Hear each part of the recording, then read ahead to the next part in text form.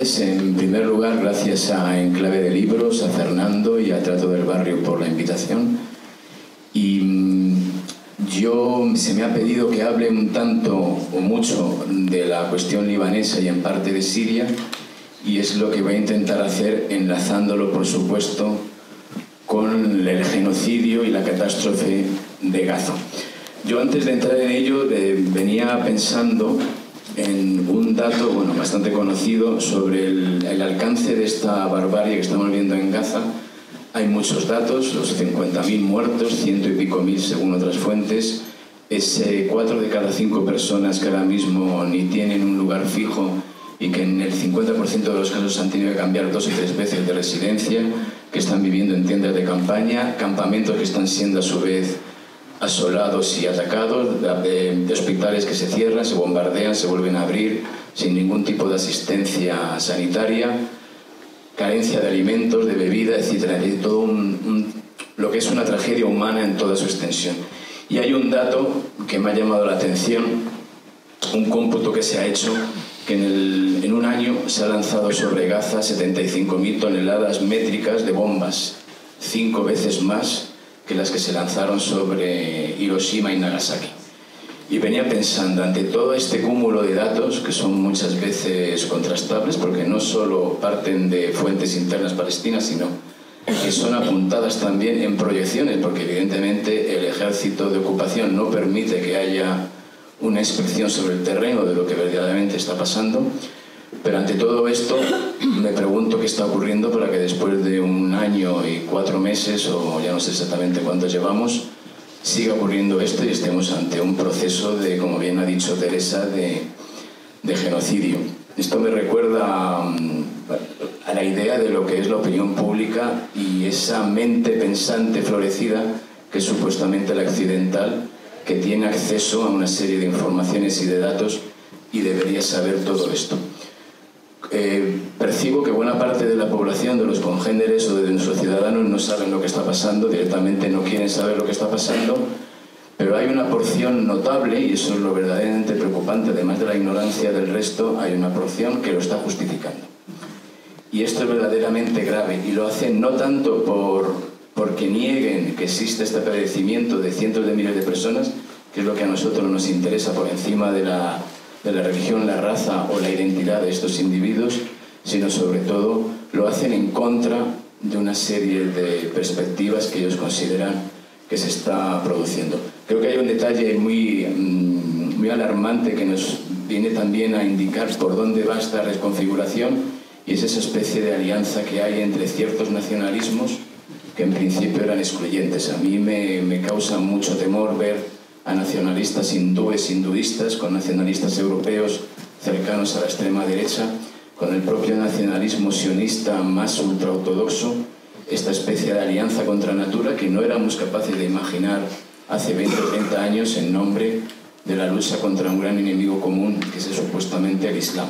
A mí, cuando me hablan del Islam, no sé lo que es el Islam, como algo muy heterogéneo, como una especie de gran, en árabe se dice el bobo, esa especie de coco que nos va a llevar a algún sitio, pero exactamente no sé cuáles son los límites y los caracteres de este gran peligro que justifica que toda esta gente se una, gente que hace poco nos estaba dando la barrila, por decirlo de una forma colonial, con la conspiración judío-masónica, pero que los que tienen ya unos años acuerdan y recuerdan cómo era todo eso. Por cierto, se ha dicho en la introducción, que yo agradezco mucho, intentar dar análisis y intentar analizar la realidad. Es muy difícil porque se están sucediendo tanto los acontecimientos, estamos viendo una serie de cosas tan difíciles de explicar que cuesta mucho hacerlo, sobre todo también porque estamos muy influidos por la corriente y la teoría de las conspiraciones. Hay conspiraciones para todos los gustos de un lado u otro, y estamos escuchando muchas cosas sobre supuestos planes,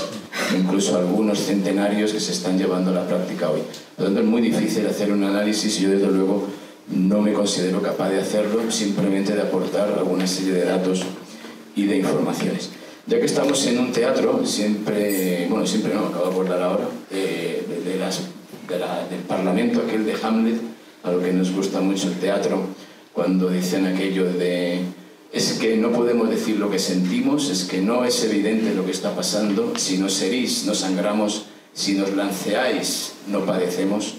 Y esto es lo que yo pienso con lo que está pasando en Gaza. ¿Qué está ocurriendo para que buena parte de la población mundial reniegue y niegue todo esto que está ocurriendo? Creo que hay una serie de pautas, quizá Santi podría hablar un poco más de toda esta reconfiguración mental y cultural que se está haciendo, pero a mí hay dos datos que me llaman mucho la atención, muy recientes. Zuckerberg, bueno, no sé cómo se pronuncia bien, Zuckerberg ha dicho recientemente que va a eliminar la censura o los tipos de restricciones a aquellos comentarios que se hagan en Facebook y en Instagram sobre la comunidad LGTBI y trans. Pero sin embargo, y esto es un informe de la BBC, cito la BBC porque ha sido criticada por su cobertura parcial y prosionista de lo que está pasando en Gaza, para que no acusemos a la BBC de pro-Palestina. La BBC hizo un estudio que se publicó a finales de 2024 en el que se demuestra que tanto Facebook como Instagram están censurando sistemáticamente aquellas noticias que ellos consideren que sean perjudiciales para el punto de vista sionista en Palestina. Y están acallando muchas veces los informes y crónicas que aparecen desde dentro de Palestina. Eso es una pauta que nos da un indicio de por dónde pueden ir los tiros en esta parte de la opinión pública internacional. Luego hay otro elemento también que me pareció divertido dentro de la tragedia y que da una idea del rumbo tan erróneo y del descarrilamiento que está sufriendo ya esa imagen de la gran cultura occidental, que se ha convertido también en árabe se llama mashara, es una especie de burla o de elemento del que la gente se ríe. Yo creo que estamos siendo el choteo de buena parte de la población mundial. Toda esa hipocresía que se está saltando a la luz. El Congreso estadounidense ha aprobado una ley para sancionar a los miembros del Tribunal Penal Internacional que ha ordenado el arresto de Netanyahu por genocidio. Genocidio que está tipificado por una ley que este tribunal, que se fundó curiosamente para perseguir a los que negasen el holocausto o que lo volviesen a repetir, y que ahora se ha vuelto en contra de este propio Occidente. De hecho, hemos sido más de un representante occidental decir que este tribunal ha excedido las líneas porque se hizo para perseguir a los otros. No, los otros son los que no son Occidente. Entonces, ahora mismo, claro, resulta que este boomerang ha vuelto y nos encontramos con una institución que representa al país, que supuestamente promovió este tipo de instituciones y otras, que condena a los miembros de este tribunal que ingenuamente se pensaban que el derecho internacional servía para algo y que debía aplicarse. Efectivamente sirve para algo cuando es para nuestro interés. Pues estamos siendo un cachondeo, la gente ya no cree muchas veces los discursos de Occidente y esto está repercutiendo mucho, ya digo, en la imagen que hay en otros sitios y además esto está provocando también una especie de incomprensión de por qué en otros lugares reaccionan ante Occidente de esta manera, porque se tiene una visión mucho menos capciosa y falsa de lo que verdaderamente es Occidente y representa. Ya centrándome en el caso de Líbano, ha habido también un dato que se ha dado de que los israelíes van a intentar quedarse con un 15% de la franja de Gaza, sobre todo en el corredor que llaman de Netzarim y la parte norte.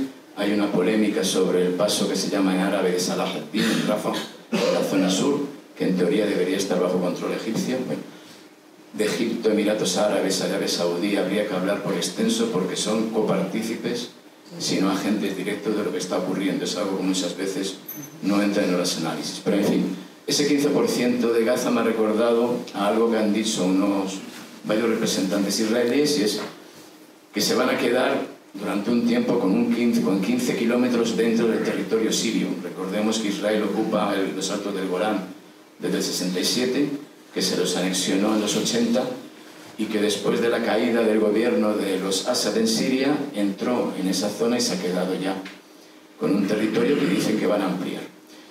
En Líbano, que es de lo que yo en teoría tenía que hablar, estamos viendo también que hay algo parecido. Recordemos, se acabó la intervención militar del régimen de Tel Aviv a finales de noviembre y se decretó una tregua de 60 días que están próximos a cumplirse. Bien, los israelíes están diciendo de nuevo que no tienen por qué retirarse de todo el territorio libanés que han ocupado, que hay enclaves, además de las famosas granjas de Chaba y el famoso, un pueblo famoso, unas zonas muy pequeñas que siguen ocupadas por Israel, desde también la guerra del 67, pero que no están dispuestos a irse de estos puntos que consideran estratégicos.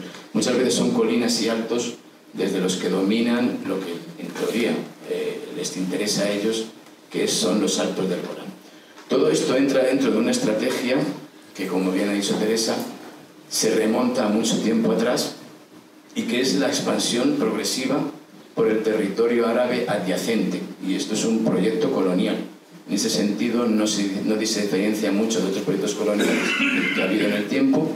Lo que pasa es que está alimentado por una visión ideológica, religiosa, histórica, que ha creado esta visión en la que estamos. Por lo tanto, lo que está pasando en Líbano no es solo una especie de castigo contra una milicia armada, contra una sociedad, contra un país que puede suponer un peligro, sino entra dentro también de un proceso de expansión.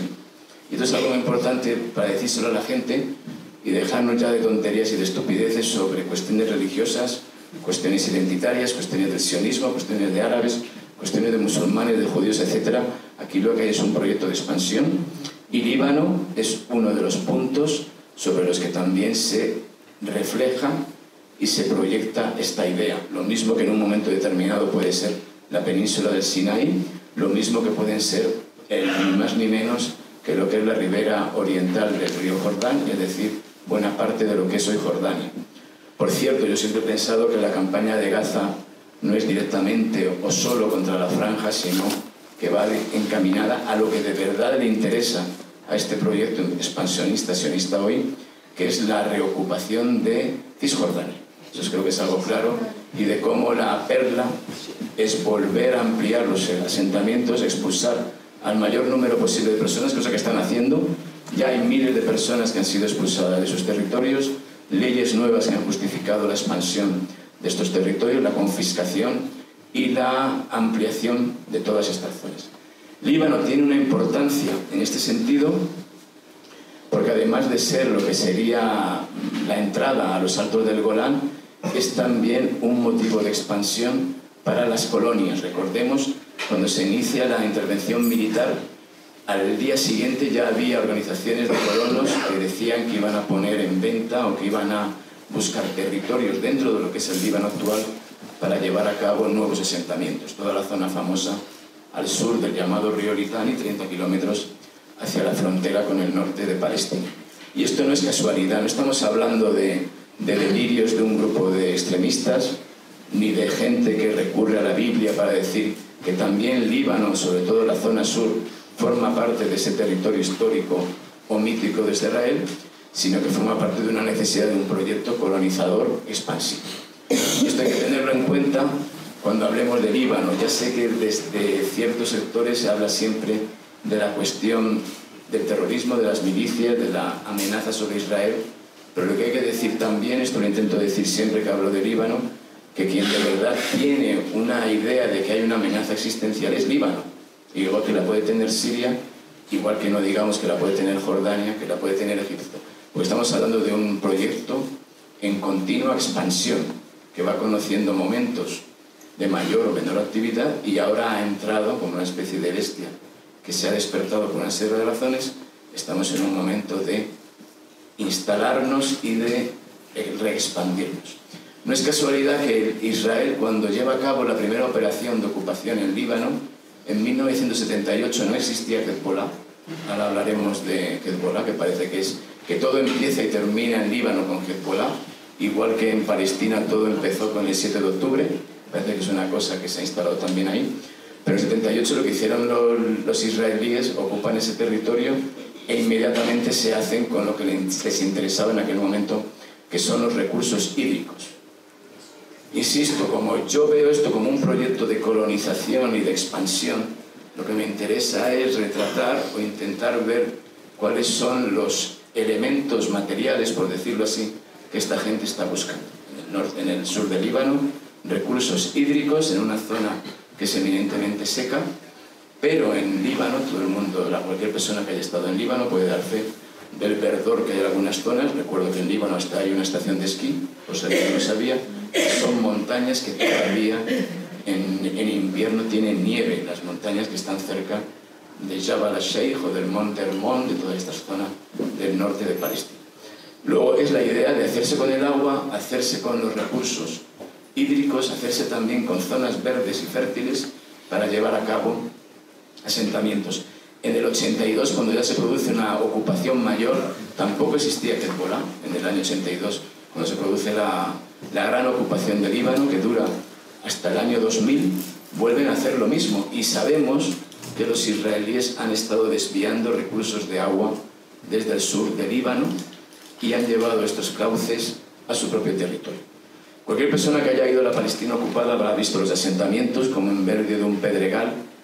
Esta gente utiliza el agua a las puertas, tienen su piscina. Creo que el propio Santen, cuando la operación de Hamas el 7 de octubre comentaba en un artículo que los de Hamas iban incluso en cochecitos de golf, de esos que se utilizan en los campos de golf, me parece haberlo leído, o en algún lugar. Es decir, como en zonas completamente secas han llevado a cabo ese gran milagro, que es otro de los mitos de esa Palestina que estaba árida y era seca. Cuando Palestina, eso, cualquier persona que tenga conocimiento de la zona del siglo XIX, Palestina era llamada el granero del Imperio Otomano. El Imperio Otomano dominaba la zona y era una de las zonas más fértiles desde el punto de vista de la agricultura del Imperio Otomano. Eran famosas las frutas y los vegetales y las verduras de Palestina, incluida también los vegetales y la verdura de la propia Gaza. Por lo tanto, es otro de los mitos que crean, pero también esa idea de que tienen que ser como una especie de bestia voraz que se han de hacer con estos recursos. Yo voy a ir terminando para hablar de lo de Hezbolá, porque yo cuando hablo de la relación, ya digo, de Israel con los países de la zona, se supone que tengo que hablar del antagonismo Hezbolá contra Israel. Y cuando se inicia la operación del régimen de Tel Aviv, todo el mundo hablaba de la guerra de Israel contra Hezbolá. O algunos incluso decían la guerra de Hezbolá contra Israel, cosa que me parecía un tanto extraña. Pero no es la guerra de Israel contra Hezbolá, es la guerra de un proyecto que busca expansionarse y hacerse con una serie de territorios. El problema, ha dicho Teresa, yo creo que muy bien, que no hay que jalear a Hamas, tampoco hay por qué jalear a Hezbolá. Creo que desde un punto de vista ideológico cercano a proyectos de izquierdas, lo que propone este tipo de grupos islamistas no nos gusta, pero el problema no creo que sean los grupos islamistas. El problema es un proyecto brutal, represivo, que va buscando este tipo de conquistas y de expansión. Decían lo mismo cuando no existía el islamismo en Palestina y cuando era la izquierda nacionalista, o la izquierda como la queramos llamar, socialista, representada por la OLP, no eran nada islamistas y decían también que eran un peligro para la concordia regional. Decían lo mismo en los años 40 y 50, cuando en Palestina lo que había eran grupos nacionalistas sin ninguna ideología reconocida y se organizaban para resistir a la ocupación. Son movimientos de ocupación y de lucha con una serie de componentes ideológicos o culturales determinados, pero el problema, ya digo, está en esta gran bestia feroz que nos está llevando a esta situación, ya digo, de completa locura, de aniquilación humana y sobre todo en Occidente de un desgarro ya entre lo que decimos, lo que hacemos y lo que percibimos. Yo creo que hay una gran frustración entre esos sectores amplios de la población que creen que se está cometiendo un verdadero delito y un atentado contra la natura en Palestina, pero quizá nos vemos incapaces para hacer algo más que charlas, que manifestaciones, que escritos y que condenas. Creo que eso es algo que desde luego a mí me crea una gran frustración, pero por lo menos ves que hay en Palestina un sentimiento de resistencia y de lucha continua. Yo voy a acabar con un testimonio que siempre me recuerdo de gente que estuvo en ese viaje, un viaje que hicimos a Líbano en 2002 por el 20º aniversario de las matanzas de Sabra y Shatila, por todos esos episodios que quizás se olvidan, campamentos de refugiados palestinos en Líbano, donde murieron cientos de personas. Suele decirse a miles de personas a manos de grupos de las falanges y las fuerzas libanesas de la derecha maroní. En realidad fue el propio Israel que alentó y permitió esta matanza. Pero recuerdo siempre una persona que decía, ante tanta desesperación, nuestra idea es que esta lucha es de un pueblo, no es de una generación, es de varias generaciones. Yo probablemente no veré nada más que el muro oscuro de la casa donde me han metido y de esta vida tan miserable que llevo a cabo. Mi hijo tampoco probablemente vea nada, pero mi nieto puede ser que por fin vea un territorio palestino libre. Eso es lo que nos da fuerza. Eso es lo que explica por qué el pueblo de Palestina, y sobre todo ahora la propia Gaza, está resistiendo de esta forma tan inexplicable para los propios analistas israelíes, militares y civiles, que no dan crédito con, después de todas las matanzas que están llevando a cabo en Gaza, cómo esta población resiste. Cómo la propia población en Líbano, por encima de las diferencias confesionales y religiosas, también tiene un concepto de que aquí está ocurriendo algo mucho más que una lucha regional, o una lucha entre vecinos, o una lucha interna entre nosotros por cuestiones religiosas. Aquí lo que se está dirimiendo es el futuro de una nación. Por lo tanto, en fin, esa es la conclusión a la que yo llego, que no es ninguna en realidad. Es una lucha que está llevándose a cabo con un nuevo proyecto de expansión. Recordemos que el propio Israel ahora está ya preparando planes para el momento post-Gaza. Están hablando ya de una nueva serie de acuerdos de paz con los países árabes que no han firmado, con Arabia Saudí en primer lugar, una reorganización de la zona, que es lo que nos convocaba aquí hoy, y es una reorganización que se hace, por supuesto, a costa de los intereses del pueblo palestino, pero también del pueblo libanés y del pueblo sirio, en realidad, de todos los pueblos de la zona, que no sean esos segmentos de población que a ellos les interesan. Y muchas gracias.